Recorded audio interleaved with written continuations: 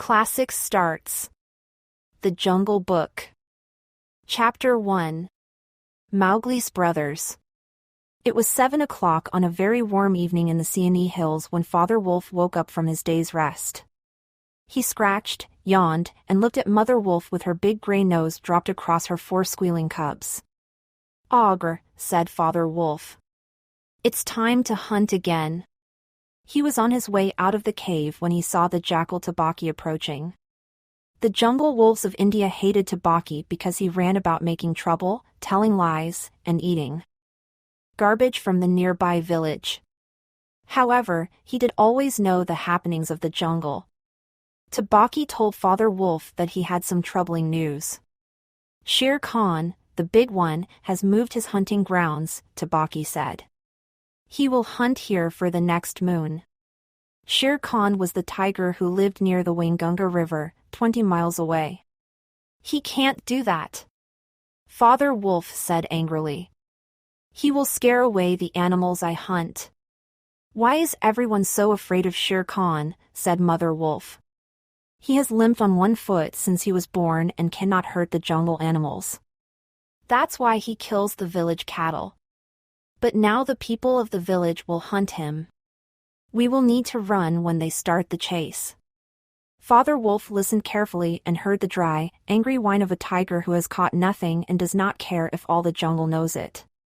"Listen to that howl. It is the sound he makes when he hunts man," Mother Wolf said softly. "Man," said Father Wolf. "Are there so few beetles and frogs that he must eat man?" Father Wolf knew that the law of the jungle did not allow any beast to eat man unless he was killing to show his children how to kill. "Sooner or later, man will be back with guns," Mother Wolf said. "Everyone in the jungle will suffer." "Something is coming uphill," said Father Wolf, twitching one ear. "Get ready." The bushes moved in the thicket, and Father Wolf dropped down to see what came out. He pounced, and then, if you had been watching, you would have seen the most wonderful thing in the world. The wolf stopped in midair. He came back down, landing right where he started. "Man," he snapped. "A man cub. Look!" Right in front of him, holding on to a low branch, stood a little baby, soft and slightly chubby, who could just walk. He looked up at Father Wolf's face and laughed. "That's a man cub," said Mother Wolf. "I've never seen one. Bring it here." "How little! How brave," she added softly. In the next second, the moonlight was blocked out of the cave. The square head of the tiger Shere Khan appeared in the doorway, his body too big to fit through the small opening. "A man cub went this way," said the tiger. "Its parents have run off. Give the cub to me." Father Wolf knew the man cub would be in danger if he was handed over to Shere Khan. "The wolves are free animals," said Father Wolf. "They take orders from the head of the wolf pack, not from a striped cattle killer like you. The man cub is ours to do with as we choose." "This is I, Shere Khan, who speaks to you," the tiger roared, filling the cave with thunder. "And it is I, Raksha, who answers," said Mother Wolf angrily. "The man cub is mine. He shall not be killed. He will run with my pack and hunt with my pack. In the end, you hunter of man cubs, you frog eater and fish killer, he will hunt you. Now go." Shere Khan knew better than to fight Mother Wolf. Even he could not best a mother fighting for the life of her child. He backed up, growling, his head twisting to get out of the cave. When he was outside, he shouted, "You may say this now, but we shall see what the whole pack says. That cub is mine, and to my teeth he will come in the end." Mother Wolf threw herself down among her cubs. "Shere Khan is right," Father Wolf said to her softly. "The cub must be shown to the pack. Will you still keep him?" "Keep him?" she gasped. "He came hungry and alone in the night, and yet he wasn't afraid. Of course I will keep him. Lie still, Mowgli the frog. This is the name I will call you." "But what will our pack say?" said Father Wolf. The law of the jungle says that cubs must be brought to the pack as soon as they are old enough. We shall see, said Mother Wolf. We shall. Time passed, and the man cub stayed with Mother and Father Wolf. They waited until their cubs could run a little, and then took the young wolves and Mowgli to the Council Rock. The rock was a hilltop covered with stones and boulders where 100 wolves could hide. Akela, the great gray lone wolf who led all the pack by strength and intelligence, led the meeting. There was very little talking at the rock. The cubs tumbled over one another in the center of the circle, where their mothers and fathers sat. Sometimes a mother would push her cub far out into the moonlight to be sure it was seen. At last, Father Wolf pushed Mowgli the frog into the center. Akela never raised his head from his paws. A muffled voice from behind the rocks called out, "The cub is mine. Give him to me." Shere Khan's cry did not work. Instead, there was a chorus of deep growls.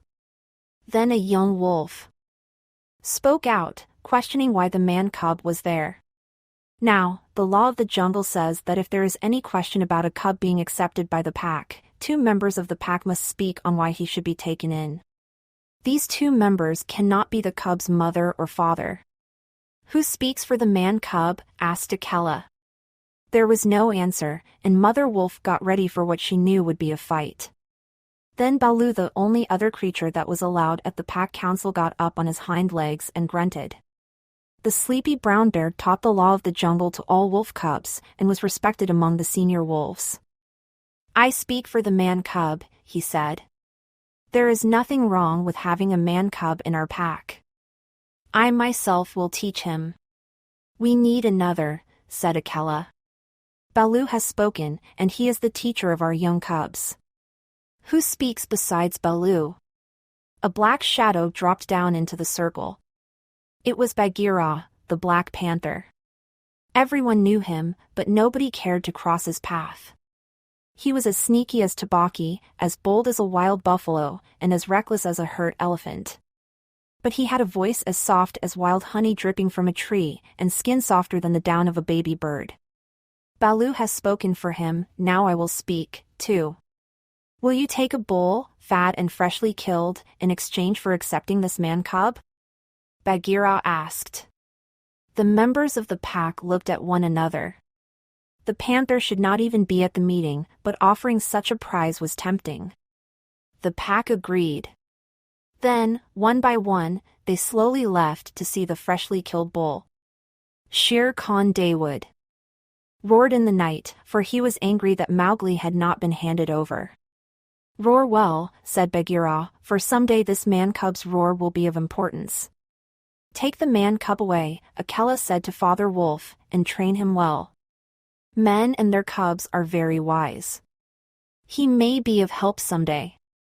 But only time would tell if this would be true. Now, you will just have to be happy with guessing at the wonderful life Mowgli had among the wolves for the next 10 or 11 years. If it were all to be written down, it would fill so many books. He grew up with the cubs, even though they were grown wolves almost before he was a child. Father Wolf taught him everything he needed to know about the jungle. Every rustle in the grass. Every breath of the warm night air, every note of the owls above his head, every scratch of a bat's claws, and every splash of every little fish jumping in a pool meant just as much to Father Wolf as the work of an office means to a businessman. When he was not learning, Mowgli sat out in the sun and slept, and ate, and slept again. When he felt dirty or hot, he swam in the forest pools. When he wanted honey, he climbed a tree for it. At first Mowgli clung to the branches. But as he learned, he flung himself through the branches, almost as boldly as the gray apes of the jungle. More than anything, Mowgli loved to walk into the dark warm heart of the forest with Bagheera, sleep all through the drowsy day, and watch Bagheera do his killing at night. Bagheera killed right and left when he felt hungry. When the man cub was old enough to understand things, Bagheera explained that he must never touch cattle because he had been bought into the pack for the price of a bull's life. Aside from cattle, the jungle offered him all the food he would ever need.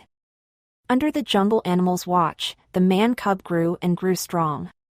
He didn't know that he was learning many lessons while he was hunting for food every day. He found which plants were safe to eat, which animals he was able to catch, and how many bugs made a crunchy and filling supper. Mother Wolf told Mowgli once or twice that Shere Khan was not to be trusted, and that someday he must kill the tiger. A young wolf would have remembered that every hour, but Mowgli forgot it because he was only a young boy. Shere Khan often crossed his path in the jungle, for as Akela grew older and weaker, the limping tiger came to be friends with the younger wolves of the pack. They followed him along, looking for scraps. Shere Khan was amazed that the pack was still willing to follow a dying wolf and a man cub. He teased them sometimes, arguing that he would make a much better leader than what they had now. Bagheera knew of Shere Khan's thoughts, and told Mowgli that the limping tiger would kill him someday if he wasn't careful.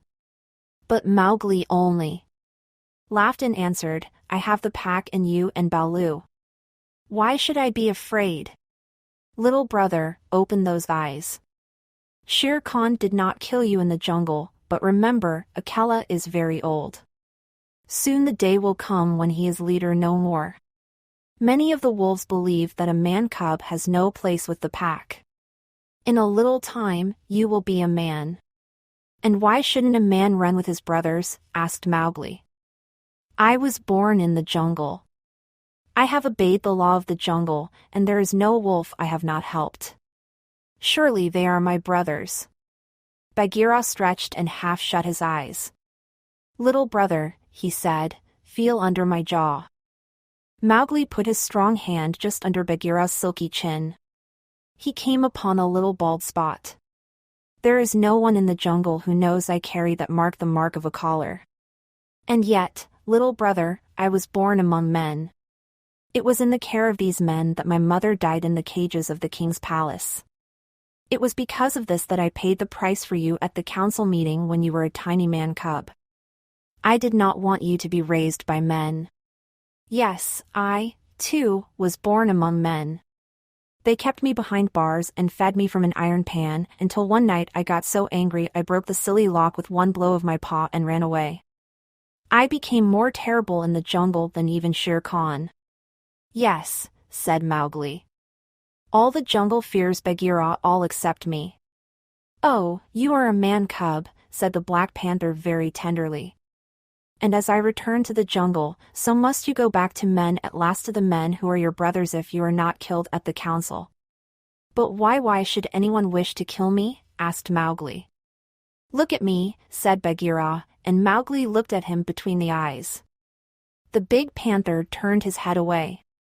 "That is why," he said, moving his paw in the leaves. "Not even I can look you between the eyes, and I was born among men, and I love you, little brother. The others hate you because their eyes cannot meet yours, because you have shown us since you were a young child that you are wise, because you have pulled out thorns from their feet because you are a man." "I did not know these things," said Mowgli sadly, and he frowned under his heavy black eyebrows. "You must be ready for the council at the rock when the pack turns against Akela. You will need to. "I have it," said Bagheera, leaping up. "Go down quickly to the men's huts in the valley. Take some of the red flower they grow there. The red flower is a stronger friend than I or Baloo or anyone in the pack who loves you. You must have it ready." By red flower, Bagheera meant fire, but no creature in the jungle called it that name. Every beast lived in great fear of it, because they didn't understand it. "The red flower?" said Mowgli. "That grows outside their huts in the night?" "Yes, I will get some." Now that is how a wise man cub speaks. Bagheera said proudly. "Remember that it grows in little pots. Get one quickly, and keep it by you for when you need it." "Good," said Mowgli. "I go. But are you sure that Shere Khan is worth all this trouble?" "I am sure, little brother." "Then I shall pay him back for all that he has." "Done, and maybe a little more," Mowgli said as he skipped away. Mowgli followed the cries of the hunting pack to the stream. The snort of a buck caused his ears to prick, and he listened to the howls from the young wolves. "Akela! Akela! Attack now, Akela!" You are the lone wolf. Show your strength. They expected their leader to miss his prey. His age made him slow and cautious. The lone wolf must have sprung and missed the deer, for Mowgli heard the snap of his teeth and then a yelp as the buck kicked him over. Mowgli didn't wait to hear anything more. He dashed on and let the yells grow fainter behind him as he ran into the fields where the villagers lived. Tomorrow is the day for Akela and me, Mowgli thought as he pressed his face close to the window of a hut. He can no longer prove his leadership. Death is near for him. I must get the red flower. He watched the fire on the hearth all night and saw the woman of the house get up and feed it in the darkness. When morning came and most of the area around the red flower was cold and white, Mowgli watched a man-child pick up a pot and fill it with lumps of red-hot charcoal. The child put it under his blanket and went outside to milk the cows. Is that all? Thought Mowgli. If a cub can do it, there is nothing to fear. He quietly walked around the corner, took the pot from the boy's hands, and disappeared into the fog while the boy cried out in fear. They are very like me, Mowgli thought, blowing into the pot as he had seen the woman do. This thing will die if I do not give it something to eat. He dropped twigs and dried bark on the red stuff. Halfway back to the jungle, he met Bagheera. They are looking for you, said the panther. I am ready. See. Mowgli held up the fire pot.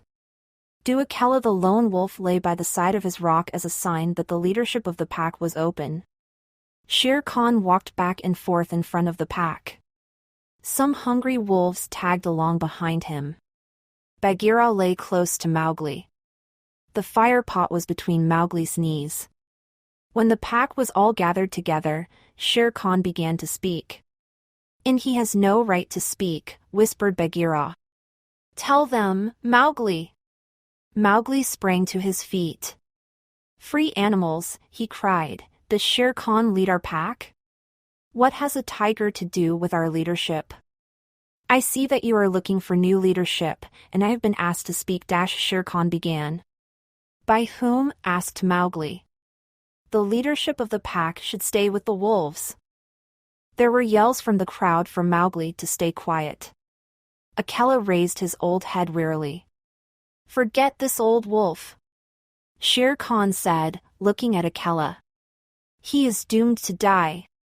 His years have passed. He has had his turn leading the pack. It is the man-cub who has lived too long. He has troubled the jungle for 10 seasons now. Give him to me or I will hunt here always and not give you one bone. He is a man and I hate him. More than half the pack yelled back. A man! A man! Let him go to his own place. And turn all the people of the village against us, shouted Shere Khan. No! Give him to me. He is a man, and none of us can look him between the eyes. He is dangerous. Akela lifted his head again and said, He has eaten our food. He has slept with us. He has hunted game with us. He has broken no law of the jungle. No man-cub can run with the people of the jungle, howled Shere Khan. Give him to me. He is our brother in all but blood, Akela went on, and you would kill him here? I will make you a promise. If you let the man-cub go to his own place, I will not fight back when it is my turn to die. He is a man, snarled the pack. It is up to you now, Bagheera said to Mowgli. We can do no more except fight. Mowgli stood upright with the fire pot in his hands. He stretched out his arms and spoke with rage and sorrow. Listen, you, who have told me so often tonight that I am a man, that I feel your words are true. I will not call you brothers any longer. What you do, and what you will not do, is not yours to say. I will make those choices. He flung his pot on the ground, and some of the red coals lit a tuft of dried moss on fire. All the council leaned back in fear before the leaping flames. Mowgli pushed a dead branch into the fire until the twigs lit and crackled. He twirled it above his head among the frightened wolves. You are the master, said Bagheera. Save Akela from his death. He has always been your friend. Mowgli looked over the pack. I will go back to my own people as you wish. I will forget your friendship. But I will be more loyal than you. I promise there will be no war between any of my people and the pack. Yet there is one thing I must settle before I go. He slowly walked forward to where Shere Khan sat blinking stupidly at the flames and lifted him up by the tuft of fur under his chin.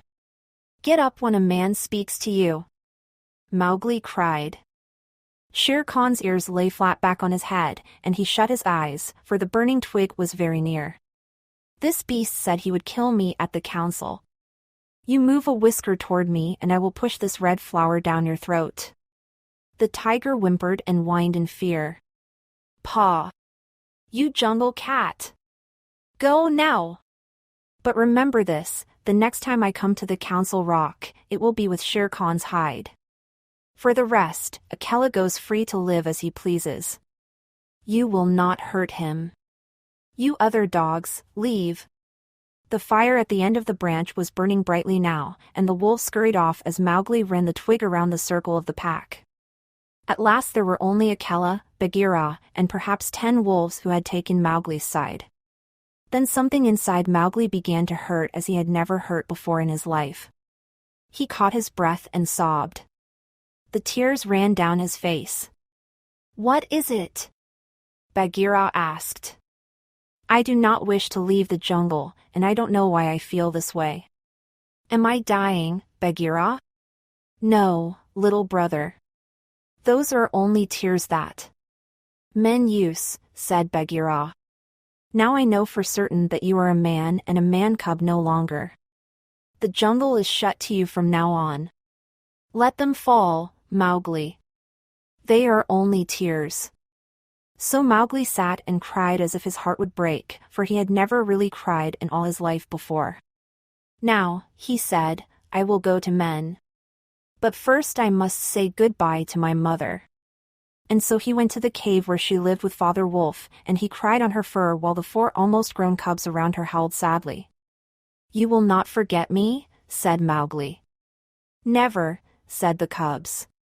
Come to the foot of the hill when you are a man and we will talk to you. We will go to the cornfields to play with you at night. Come soon, said Father Wolf. Oh, wise little frog, come again soon. Your mother and I are growing old. Come soon, little son of mine, said Mother Wolf. For listen, child of man, I love you more than I have ever loved my cubs. I will surely come, said Mowgli. Don't forget me. Tell them in the jungle never to forget me. The dawn had begun to break when Mowgli went down the hillside alone. It was time to meet those strange things called men. Chapter 2. Kaa's Hunting. All that is told here happened some time before Mowgli left the Seeonee wolf pack and promised to get back at Shere Khan the tiger. It was in the days when Baloo was teaching Mowgli the law of the jungle. The big, serious old brown bear was happy to have such a fine student. The young wolves he usually taught only listen long enough to learn the hunting verse: feet that make no noise, eyes that can see in the dark, ears that can hear in the blowing wind, and sharp white teeth. All these things are Alento. Signs of our brothers. Except Abaki the jackal, and the hyena whom we hate. But Mowgli had to learn a great deal more than this. He didn't have the instinct of the jungle animals. He couldn't smell the predators coming his way. He couldn't run like the cheetah or climb like the monkey. He needed to learn all he could so he could compete against the rest of the jungle. The boy could climb almost as well as he could swim, and could swim almost as well as he could run. So Baloo taught him the wood and water laws, too. Mowgli learned how to speak politely to a hive of wild bees, what to say to Mang the bat when he disturbed him in the middle of the day, and how to warn the water snakes in the pools before he splashed down among them. Baloo also taught Mowgli the stranger's hunting call. This was to be repeated over and over until it was answered whenever one of the jungle animals hunted outside his own ground. It meant, allow me to hunt here because I am hungry. And the answer was, hunt then for food, but not for pleasure. Mowgli had much to learn, and Bagheera worried about the rough way in which Baloo taught him. A man cub is a man cub, and he must learn all the law of the jungle. Baloo said to the panther one day. Show him, Mowgli, what you have learned. The bear gave the boy a swat to the head with his paw. It wasn't meant to hurt, just to get his attention and let the boy know it was time to be serious. The tired boy had worked for hours, and his head was ringing like a bee tree. But he was happy to show off what he had learned. The answers to the questions flew from his lips as quickly as Baloo could ask. Now, said Baloo, neither snake, bird, nor beast would hurt him. He has only to fear his own tribe. Mowgli had been trying to show off a bit, pulling at Bagheera's fur and kicking him. Someday I shall have a tribe of my own and lead them through the jungle all day long. I shall make them do whatever I please. What is this fantasy, little dreamer of dreams? Said Bagheera with a laugh. I will throw branches and dirt at old Baloo, Mowgli continued. Hoof! Baloo's big paw quickly scooped Mowgli up, letting the boy know the bear was angry. Mowgli, said Baloo, you have been talking with the monkey folk, haven't you? Mowgli looked at Bagheera to see if the panther was angry, too. Bagheera's eyes were as hard as stones. You have been with the monkey folk, the grey apes, the people without a law, the eaters of everything. That is very wrong, the panther said. Baloo got mad at me one day and hurt my head, said Mowgli. The grey apes came down from the trees and felt bad for me. No one else cared. He sniffled a little. They gave me nuts and good things to eat, and they carried me in their arms to the top of the trees. They said I was their blood brother, except that I have no tail. They said I should be their leader someday. They have no leader, said Bagheera. They lie. They have always lied. They were very kind and told me to come again. Why have I never been taken to them? The monkey folk stand on their feet as I do. They do not hit me with hard paws. They play all day. I want to play with them again. Listen, man cub, said the bear. His voice rumbled like thunder on a hot night. I have taught you the laws of the jungle for all the animals of the jungle except for the monkey folk who live in the trees. They have no law. They are not liked by anyone. They have no speech of their own. They listen to how we talk and steal our words. They are not leaders. They cannot remember things. They brag and chatter and pretend they are great animals about to do great things, but then a nut falls and their minds turn to laughter and all is forgotten. We of the jungle have nothing to do with them. We do not drink where the monkeys drink, we do not go where the monkeys go, we do not hunt where they hunt, and we do not die where they die. Have you ever heard me talk of the monkeys until today? No, said Mowgli in a whisper, for the forest was now very still since Baloo had finished. The animals in the jungle put them out of their minds. The monkey folk are evil and dirty. All they want is for the jungle animals to notice them. But we do not notice them even when they throw nuts and dirt on our heads. Baloo had barely finished talking when a shower of nuts and twigs fluttered down through the branches. They could hear coughing and howling and angry monkeys jumping high up in the thin branches above. A fresh shower came down on their heads, and Baloo, Bagheera, and Mowgli walked away. What Baloo had said about the monkeys was true. They belonged to the treetops. Since the other jungle animals didn't live up there, they didn't see one another very often. But when the monkeys found a sick wolf, or a wounded tiger or bear, they bothered the beast by throwing sticks and nuts at him for fun. When the monkey folk heard how angry Baloo was with Mowgli, they came up with the great idea to put Mowgli in their tribe. They knew he could weave sticks together for protection from the wind. If they caught him, he could teach them all how to do it.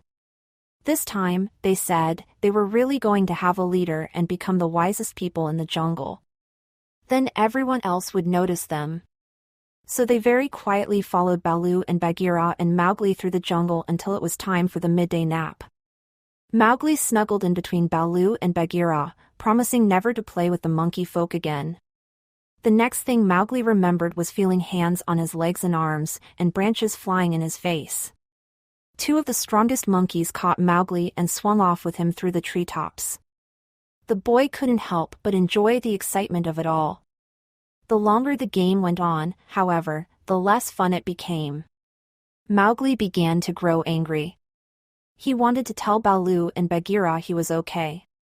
He saw nothing as he looked down but the thickness of leaves and branches. When he looked up, he saw Cheel the kite gliding in large circles as he kept watch over the jungle. "Tell Baloo of the Seeonee pack and Bagheera of the Council Rock that I am here," Mowgli yelled as he swung through the air.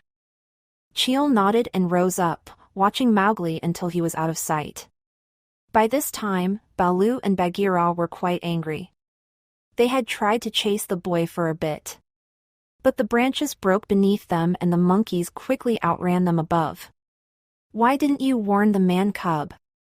Bagheera roared at poor Baloo. "In all your teachings, why did you skip the lesson on the monkeys?" Baloo clasped his paws over his ears and rolled over and over. "I am a fool," he moaned. After a moment, he calmed down and said, "Hathi the wild elephant says everyone is afraid of something. He says the monkeys are afraid of Kaa the rock snake. Just the whisper of his name makes their tails cold. We must go see Kaa. What will he do for us?" Bagheera asked.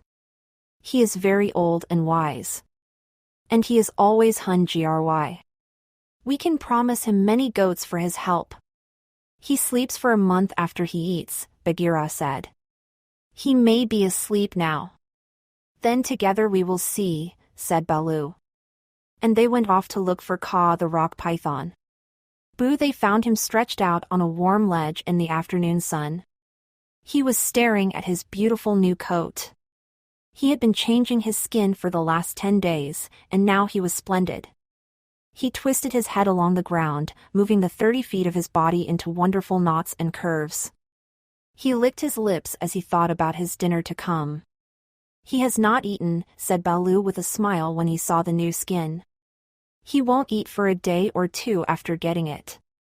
But be careful, Bagheera. He is always a little blind after he has changed his skin and very quick to bite. Kaa was not a poisonous snake.